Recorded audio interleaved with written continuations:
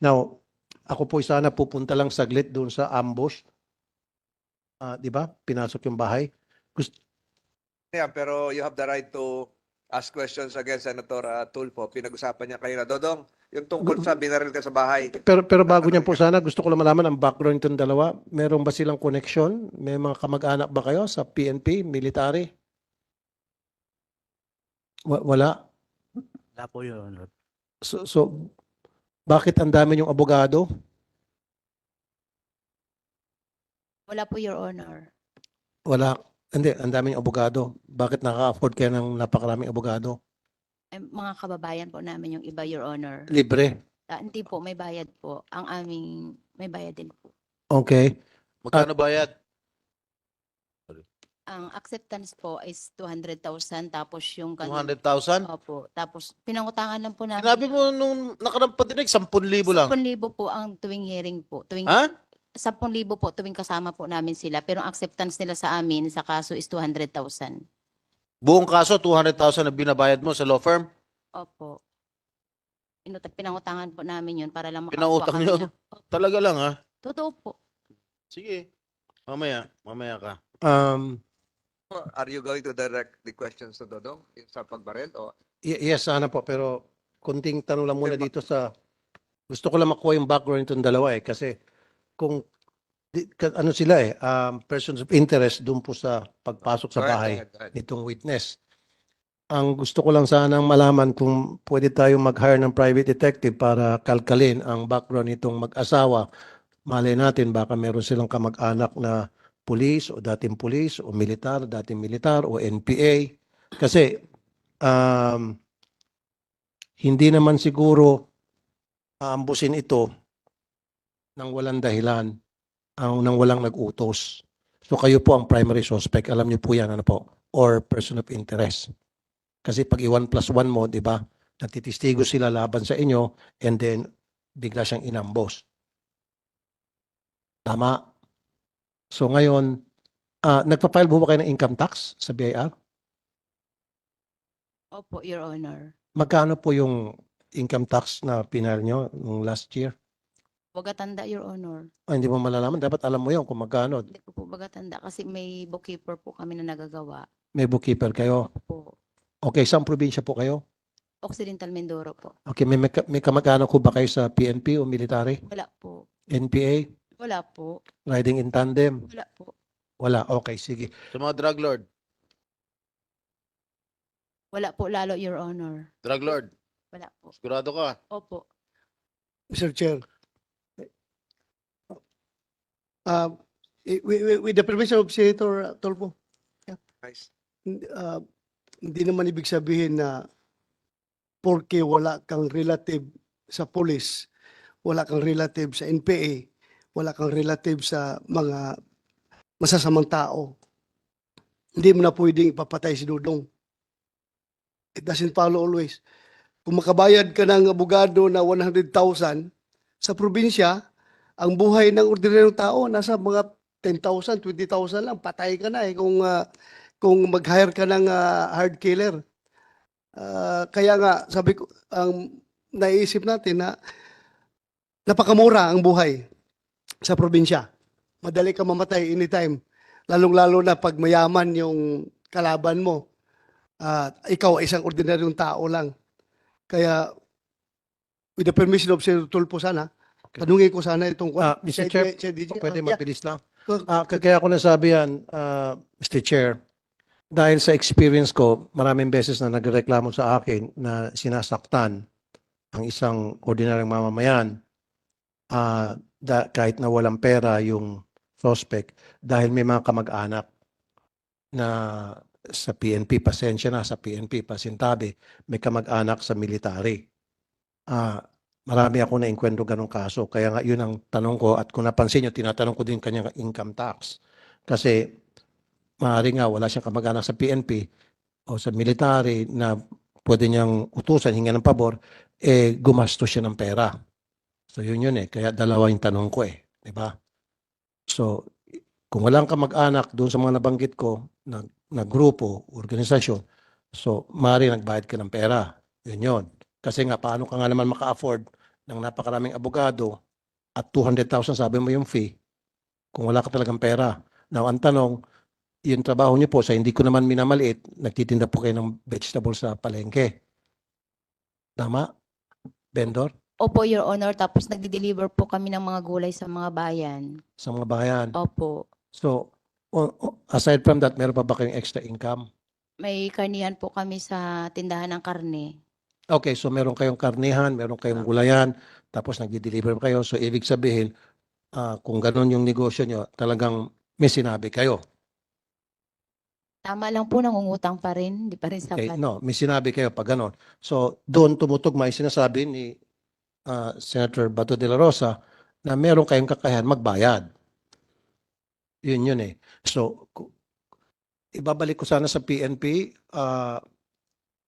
Nung pinuntahan niyo po yung bahay, nung sa ambush, so meron po kayong mga casing na recover?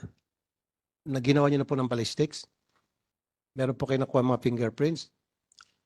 Sir, nung gabi ng 12, sir, 12, 9 p.m. So, doon po nangyari yung krimen na pamamaril kay Dodong. Opo. So, wala na-process po ng ating forensic team ng Occidental Mindoro, yung area, wala pong nakitang slag na recover po doon. Walang slug? Wala ring cartridge cases, wala po. Walang cartridge? Kasi sabi nagpaputok daw, pataas ba, pababa? According po sa kanyang statement, sir, is pababa yung putok sa kanya. Ilang putok daw po? 2 daw, sir. Dalawa. Saan po tumama raw yung 2 putok? Sabi niya, sir, is pababa. Kaya nga po sa sahig? Sana, sir, kaya lang nung pre-process nga ng ating Kaya nga po sa sahig ba? Dodong, nung nagpaputok, saan ba yung pinaputok sa sahig? Sa dingding? Sahig po. Sahig. Ano yung sahig? Semento, tabla? Simento po, tapos may kwayan Okay. sa baba. Okay, chinek nyo ba yung semento, kawayan, kung meron tama ng bala? Yes, sir, if I may, nandito po yung team ng forensic group natin na nag-conduct ng crime Okay, field processing. nasaan? Pwede makausap? Prinosis nyo. Kayo po yung nag-process, ano? Sir, upo kayo, sir. Okay. Gusto ko lang po malaman kasi ilang beses nagpaputok, Sir Dodong? Twice? 2 po. 2, tapos sa pagkakaalam mo, kung kaya mo, 45, 9mm, 22, 38. Sa pagkakaalam mo lang. Nakita lang ko po ang Malaking baril ba yun? Maliit? maliit lang po. Ang putok niya Okay. po, ikot. Revolver. Revolver pag umiikot. So, ibig sabihin pag revolver, it could be 38 or 22. Po, basta, Or pwede rin 357. opo, siyempre Basta ikot. umiikot. Okay. Opo. So, sa semento pinaputok. Okay. Prinosis niyo yung crime scene. Meron ba kayo nakita doon na tama ng bala sa semento? Good morning, Mr. Chair and Your Honor. Pinrasos namin thoroughly yung crime Can you scene. first identify yourself? You are... I'm Nag-oath ka police- naman kanina, no? Nanumpa ka rin? Mr. Chair, hindi pa po. And then, administer the oath. Comsec, saan yung Comsec natin? Raise your right hand. Do you swear to tell the truth and nothing but the truth in the Senate investigation? Thank you, sir. Proceed, Senator Tulfo. Thank you, Mr. Chair. So, prinosis niyo yung crime scene.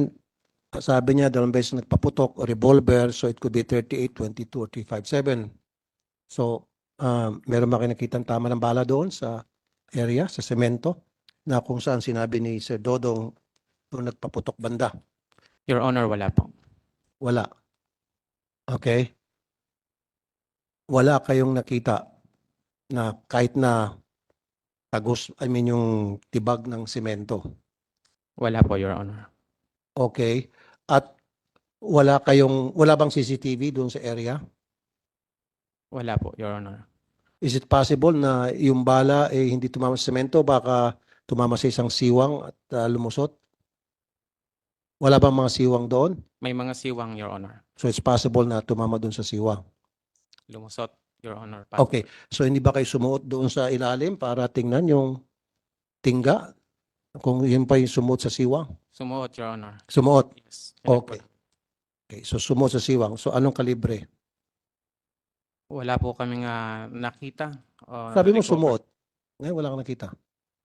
Your Honor, ibig ko po sabihin, kung possible lumusot, wala po kaming nakita na bullet doon sa... So, ano yung sinuotan? Paki-describe nga. Your Honor, yung condition po ng wall nun ay palitan po siya na bamboo, then space, then bamboo. Kaya nga. So, doon sa may space, maaaring tumagos yung tingga. Tama. Yung likod po nun, Your Honor, ay rice field na. Kaya nga, kahit na, hindi, sa ilalim kasi, di ba? Sahig, sabi mo, semento, bamboo, space, bamboo, semento, space. So, ibig sabihin, hindi nyo ba tinignan dun sa ilalim? The reason why I ask you this, para kung ma-recover nyo yung tingga, pwede nyo pagdating sa forensic na examination, pwede nyo ma-match yun sa mga baril na later on pag na-recover. You follow me? Yes, So, Your ba't hindi Honor. nyo ginawa? Chinek namin, Your Honor. Chinek, wala kayo nakita Wala po, talaga. Your Honor. Totally, thoroughly. Yes, Your Honor. Is that a possibility na sinabi nung victim na pinaputukan siya and then hindi niya nakita yung tingga, hindi niya na-recover? And why is that? Wala. Yung crime scene processing namin, sir, process namin with effort and thoroughly, wala talaga. Ano ba ginagamit nyo na mata lang? Yes, Your Honor. Wala ba kayo yung device na para ma-check o matuntun yung isang tingga? Wala, Your Honor. Yung metal detector ba yon? Wala, Your Honor. Yung metal detector ba nakaka-detect ng tingga? Possible, Your Honor. So, wala kayong ganon? Wala, Your Honor. Well, then, therefore, dapat you start procuring or securing that kind of device para next time, hindi kayo pupunta dito sa amin sa investigation, sabihin nyo, wala kami nakita, palaging wala. Para ang pinapalabas nyo, sinungaling yung victim. Diba? So, it's time for you to secure that. Tama. Now, babalik po ako doon kay Sir Dodong. Dodong, paki-on yung mic. Apo. Pumasok po yung riding in, ay, ilang suspect po na nakabonet?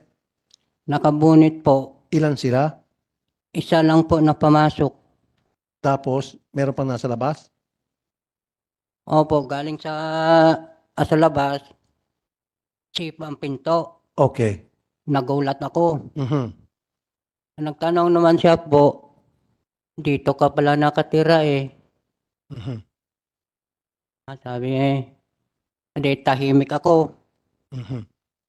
Hindi, sabi niya, dito pa lang ka nakatira eh. Na, kuwan ko, tahimik ko. Iikot ko sa bahay. Sabi niya, hindi, mamaya, balik naman siya uli. Ikot na ng bahay uli. Sabi sa, kuwan. So, ibig sabihin, hindi siya mapakali? Labas, pasok, ikot siya, pasok, ikot. Oh, Bakit ikot. niya ginagawa yun? Naghahanap ba siya ng baka meron kang kasama sa loob ng bahay? O hindi lang siya mapakali? Sa tingin mo, bakit? Wala po, ako lang isa sa bahay eh. Okay. So, labas siya, ikot siya ulit, tapos, Ikot siya, takbo na ako. Sa palayan. okay. Yun ay matapos siya magpaputok? O, Tapos na po, napaputok. at sandali, pumasok siya sa bahay. Opo, Tapos, tinatanong kung, dito ka pala, sabi niya. opo. Pagkatapos, At tapos, paputok siya. paputok sa labas po, sa may bomba po. Ako naman, Teka muna, nagpaputok siya sa bomba o sabi mo kanina semento? pataas lang putok po. Pangalawang putok na yon. Opo, Oh, yung unang putok, pababa. opo. Tumakbo ka sa palaya. Madilim. O, dilim po, sa palayan po. Okay. So, nagpaputok ka pataas. Opo. Ano yung bubong mo? Nipahat, dingding, yero? Wala po, Tabla. doon sa labas po, pataas na lang niya po. Sa labas na siya. Opo. Nagpaputok. Okay. Prinosis niyo ba yung labas? Yes, Your Honor. Meron kayo nakitang tingga? Wala po, Your Honor. Okay. So, ngayon, paputok sa taas and then lumabas niya siya tumakbo sa palayan. Takbo na ako po. Tumakbo ka na. Opo. Walang sinabi habang Wala po. nagpapaputok. Takbo na lang ako po. Takot ako eh. Okay. Pagkatapos nung makatakbo kayo, hindi kayo hinabol? Hindi po. Okay. Pagkatapos nun, saan ka dumiretso? Doon sa kuan po. Sa Tinangra po. Okay. Yan, ano yan? Tinangra po. Yung bahay mo ba, Opo. meron bang ibang mga tao doon na kapitbahay? Layo naman ang mga bahay doon po eh. Kasi secluded. Opo. Okay. Hindi ka nagsumbong sa barangay, sa pulis. Hindi po na papunta kami sa Tinangra. Dumating namin doon, may pulis na. Hmm. Bakit may pulis? Tinawagan mo? Hindi po. Okay. Sino yung dumating na pulis na responde? Sir, that night, nung nangyari ng insidente, tinawagan ko yung hepe ng... Address the chair, Colonel Danao. Sir, Your Honor, sir. Go ahead. That night, sir, nung nangyaring insidente, tinawagan ko yung hepe ng Paluan, MPS. Pero how did you know about the incident? Paano nakarating sa'yo? Tumawag kasi po ang aming regional director. Paano nakarating sa regional director na merong nangyaring putukan? Hindi ko na po For masasagot. the record, Senator Tulfo, it was through the initiative of this representation when it was brought to my attention by certain media personalities that an incident happened concerning Dodong. So, since this is a continuing investigation, your chairman took it upon himself to call Police Brigadier General Joel Doria, and probably General Doria was the one responsible for contacting his junior officers. So siguro nag-instruction sa inyo, Colonel Danao, si General Doria of Mimaropa, Mimaropa RD. So ako po yung tumawag sa Okay. kay General Thank you Doria. po. Thank you, Mr. Chair. So, Colonel Danao, pagdating niyo po doon sa area, ano pong ginawa, ng inyong mga tao, ano pong ginawa nila? Yes, sir. Upon the instruction of our regional director, so I called up the chief of police. Then, rumisponde po sila dun sa barangay Tubili, sir, sa Tinangra. So, sabi ko, i-secure ninyo kasi nga may alleged shooting incident doon. So, pumunta po sila dun, sir, para mag-imbestiga. Okay. Then, doon na po nila nakita si Dodong, sir. Nandun na, sir. Okay. Doon nakita sa doon, tapos nag-uusap sila. Yes, sir. Okay, walang CCTV sa area nila, no? Wala po, I think, sir, walang CCTV. Doon sa crime scene, sir, is walang CCTV. Okay. Di ba yung bahay nyo, Dodong, medyo palayan yon, papunta sa palayan? Ano ba, at that time, Opo. ulan ba yun, maputik? Opo. Okay, hindi nyo man lang tingnan kung may fire trucks papunta doon sa area niya kasi palayan nyo matubig o maputik. Or baka kung kotse ang ginamit. Sa palagay mo, anong ginamit? Sasakyan papunta sa bahay mo? Kotse? Jeep? Wala po. Naglalakad lang? Opo. Naglakad lang po. Naglalakad lang. Okay, nagtanong-tanong ho ba kayo sa mga lugar na dadaanan bago makarating sa lugar niya? Kung may mga suspicious character na naglalakad-lakad? Dalawa, tatlong kalalakihan? Yes po, sir. Nandito po yung hepe natin ng Paluan MPS. Sila po yung nag-conduct ng investigation po doon sa area. Okay. And Ayan. wala naman silang napansin, sir, na ibang tao doon sa lugar, sir. Wala sila pansin na ilan. Siguro, mahina magtanong yung mga tauhan ninyo. Maybe ask harder. Ano oras ba nangyari yung Dodong approximately? Ano oras siguro? Alas 6, alas 7, alas 8, Alas 9 po. alas 9. Kasi, Mr. Chair, nakakainit ng ulo na inahandle natin tong kaso, iniimbestigahan natin, and then merong magtatangka, saktan yung ating witness. Napakalakas ng loob kung sino man yon. And so far, ito po yung persons of interest ng dalawa. So, sino po yung nagtatanong-tanong sa paligid? Sir, Di ba? Mga ano oras po yun ulit, Sir Dodong? Yung nangyaring pamamaril, yung pagpaputok? Hindi lang ko kilala lang po eh. Anong oras? Anong oras? Anong oras? Tinatanong sa inyo, anong oras nangyari? Tapos nangyari, gabi, araw, nanonood kang TV. Gabi po, alas 9. Alas 9. Okay. So, ang ibig sabihin po, Colonel, kayo po yung Colonel Ermina sa CIDG? Okay. Mr. Chair, with the permission of Senator Tulfo, baka pwede natin paupuin yung hepe na nag-responde mismo sa ground pagdating nung Yung chief of police, di ba nandun ka? Ikaw pumunta doon? O, umupo ka dyan para matanong ka rin. Kasi, Mr. Chair, You identify yourself, sir? Chief of Police of Paluan. Saan kayo, Hepe? Paluan Municipal Oh, Police Station. pero pakitayo para itaas ang kanang kamay mo at manumpa ka. Administer the oath, Comsec. Do you swear to tell the truth and nothing but the truth in the Senate investigation? Thank you, sir.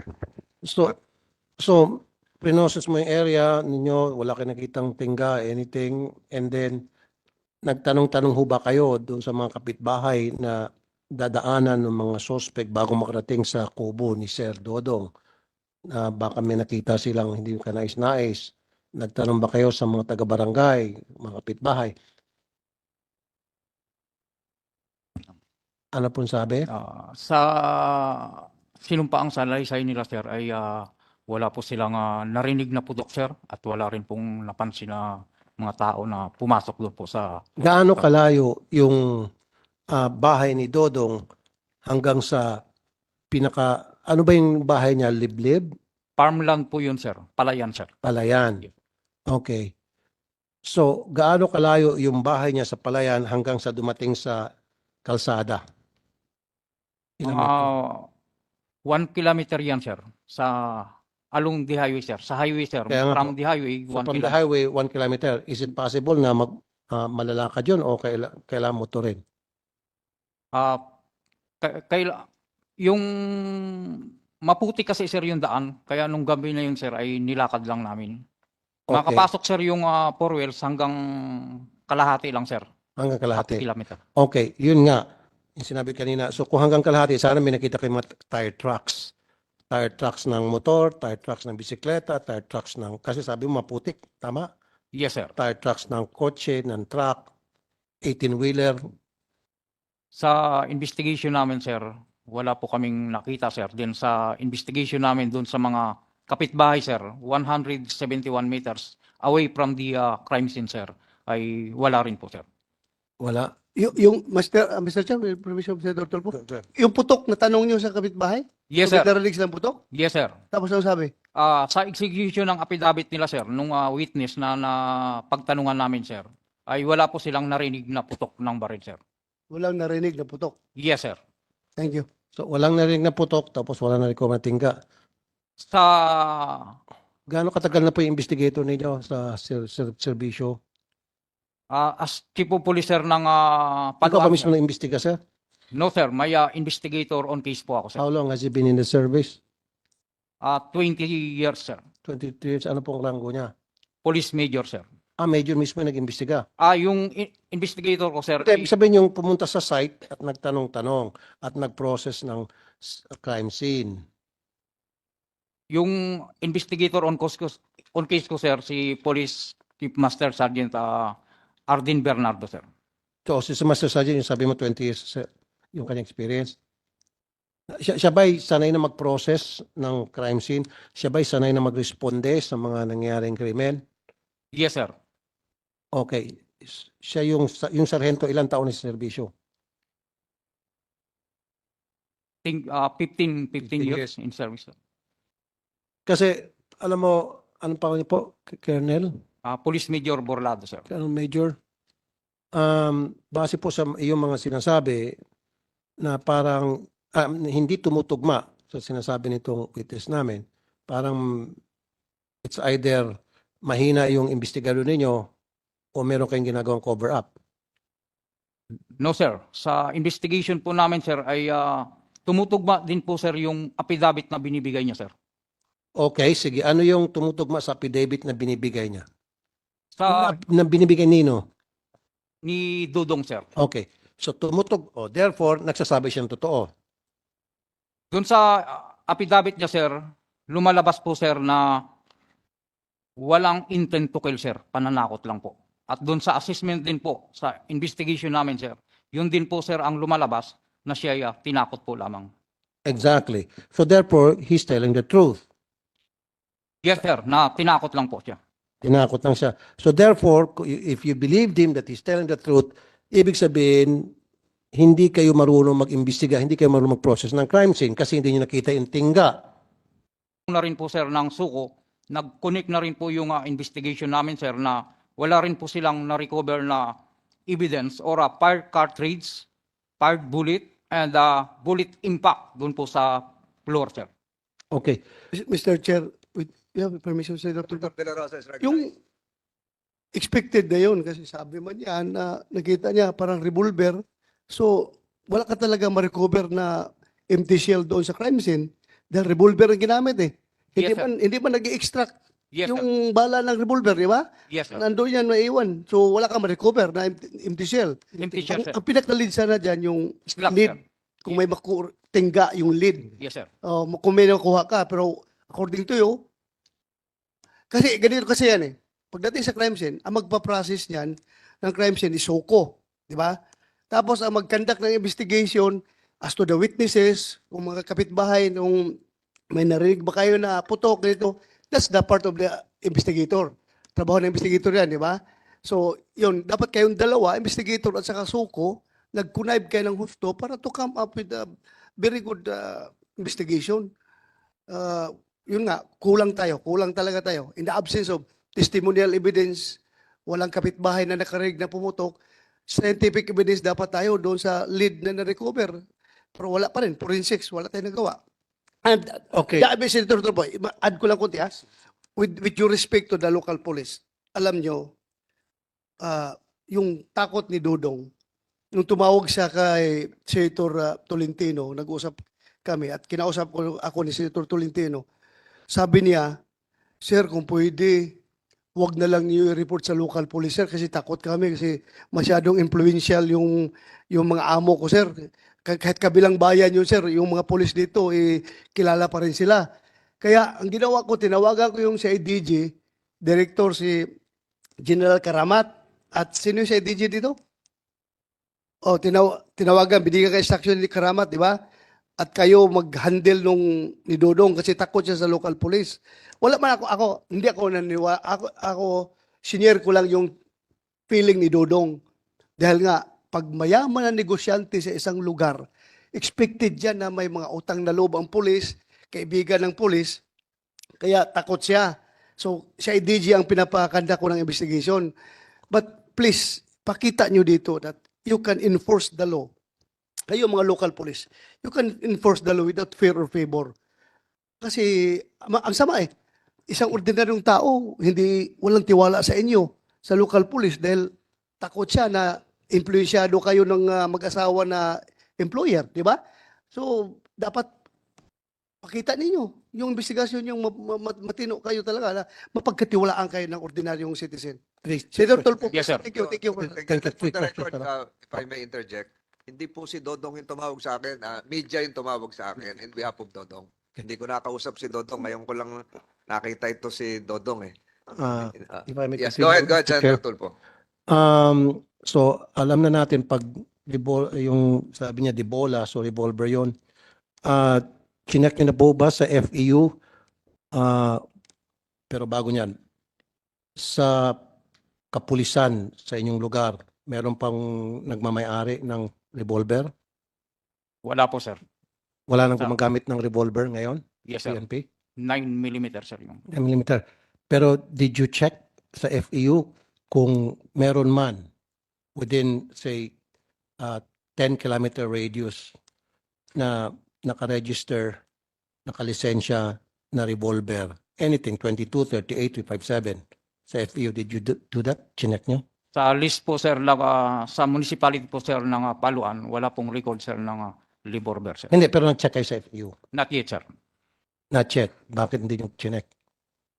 Yung evidence sir na hinihintay po namin na kung ma-recover, katulad po sir ng mga... Hindi kasi sinabi na nga niya o wala kayong nakita, di ba? At least man lang you did something. Wala kayong nakitang tingga. Wala kayong nakitang, walang narinig na puputok. Wala kayong nakitang tire trucks going to that farm na sabi niya maputik. So in the absence of that, at least nagbigay siya sa inyo ng magandang clue na nung pumutok, umikot. So revolver yan, you agree? Yes Kasi sir. 9mm, hindi naman umikot yun, di magasin yun, di ba? Yes sir. So kaya nga sabi ko, sana matik, na nung malaman nyo, di ba nalaman nyo na diniscard nyo sa inyo na revolver? Yes, sir. Oh, sana chinek nyo na agad sa FEU kung sino ba o sa buong municipality na ang nagmamay-ari ng 38 revolver, 22 revolver or 357. Ilan bang revolver na baril na meron? 22, di ba meron revolver? 357, sir. 357? Yes. Sorry. So walang 22 na revolver. Wala, sir. So 357, correct? I Yes, sir. stand corrected. 357 and 38. 30 revolver caliber. May Senator Tulfo, meron na ring revolver ngayon na 9mm ha? Ginagamit ko sa competition. Ah, meron na rin. Revolver 9mm ang bala. Meron ding 45 na revolver. So halos lahat na ng rounds merong revolver. Ah, ganun ba? Oh, I don't know that. Yeah. So Dodong, anong kulay nung baril? Tumatatanda mo? Maliit lang po. Ano na mahaba po. Mahaba? 357 yun? Po. Ang Hindi, 357 pala maliit. 38 siguro. Anong kulay? Anong kulay? team po. Itim. Senator Tulfo, si Paime, lahat ng revolver, karamihan, walang record dyan sa PO dahil karamihan ng revolver na gamit ng mga tirador, puro yan mga paltik, made in Danao, Cebu, or made in kahit saan ginagawa yan. Kaya karamihan sa revolver, pag yan ginamit ng tirador, wala talagang record sa PO yan. Paltik yan. So yung hinair na tirador na yon, kung pananakot lang ang habol niya, sigurado ko small time yun. Yes. Kaya yung 5,000 lang bayaran. Hindi. Kakagat na yun. O Hindi, 10,000, kakagat na yun. Para sa akin, Si revolver? Mr. Chair, tama ho kayo, Senator Bato. Hindi po professional yung taong yon. Kasi kung professional yun, professional hit, exactly. So kung pananakot lang, this person, madaling mahuli to kung tutuusin. Kasi hindi siya pro Hindi malinis magtrabaho to. Yun nga lang, medyo hindi masyado thorough yung ginagawa investigation ng mga police. So kaya hindi pa talaga matumbok exactly kung sino identity nito. So pwede rin kasing nagmamay-ari ng 38 caliber na for collection purposes. Meron talaga mga Smith & Wesson, di ba? Baka may sinabi rin yung taong yon at hindi naman talaga mamatay tao, nananakot lang. So yung ginagawa niyo pong investigation so far, nasa ano po kayo? Tungkol po dun sa ambush. Open your mic. Then after si Senator Tulfo, Your Honor, si Senator De La Rosa, and then Senator Dalawa na lang po. Estrada. Information gathering, sir, sa mga additional witness, sir, na posibleng makatulong, sir, sa investigation, sir. Okay. Last two. Was that the first time na mangyari sa lugar na yan? Na may nangyaring panluloob? Isama natin kasama panluloob, akit bahay, o pananakot, panunutok, sa record ng kapulisan sa buong lugar. Sa Meron ba record? kinatala na Yes, sir. nanutok? This year 2023, sir, ang crime incident lang po namin sa Municipality of Paluan, sir, is 3 incidents, sir. Pangatlo po yan. Doon sa, From January, sir, to or even the previous years, wala ba kayong natala na nanutok ng baril? wala po, sir. Na nagpaputok? Wala din po, sir. Wala? Ibig Yes, sir. sabihin, napaka... Peaceful po, sir, ang bayan po ng Paluan, sir. From January to date, 3 kaso lang po ang nangyari. Ano yung dalawang kasong yon? That is murder. Arrested po namin, sir, yung tao. Okay. Pangalawa, sir, vehicular accident. Yan po, sir, yung pangatlo. And the previous year? Previous, sir, mga 4 incident lang, sir. Ano po yung Peace. for incident? More on accomplishment, sir. Illegal logging. Okay. Wala yung baril. Negative, sir. Okay. Sige, yun, last na lamang. So, ano lang, ang gusto ko sana mangyari, balikan niyo po yung crime scene, i-process niyo, magdala kayo ng metal detector para malaman niyo kung anong klaseng baril yung talagang totoong ginamit, yung tinga. Yes, sir. Magagamit din later on, pag na-recover yung baril, pwede i-match yun sa forensic. Salamat, Mr. Chair. Before that, Senator Mr. Chair, Senator, kakilala mo ba yung mag-asawa? Na ano ko lang, sir, sa mga sa Facebook, sir. Personal? No, sir. Okay. thank you, Senator Estrada. Senator De La Rosa, Thank have you. the time. Thank you, Mr. Chairman. Sa IDG lang, Sir, Mr. anong nang update ng investigation nyo sa kaso ng Dodong? Yun sir, ongoing sir yung ano natin, yung investigation, yung in-depth investigation. So hindi ko pa pwedeng i-reveal sir yung complete details. Kasi Pero may meron pa- person of interest na kayo. Yes sir, meron Very good. kaming, Meron na? based doon sa kanyang statement sir. Doon kami kumukuha ng lead. Very good. Yes sir. So, And you, you you, know you, you develop that. Yes sir, makakasa kayo sir. Tapos, sino may hawak kay Dodong ngayon? Yung tatlo na yan sir, kami ang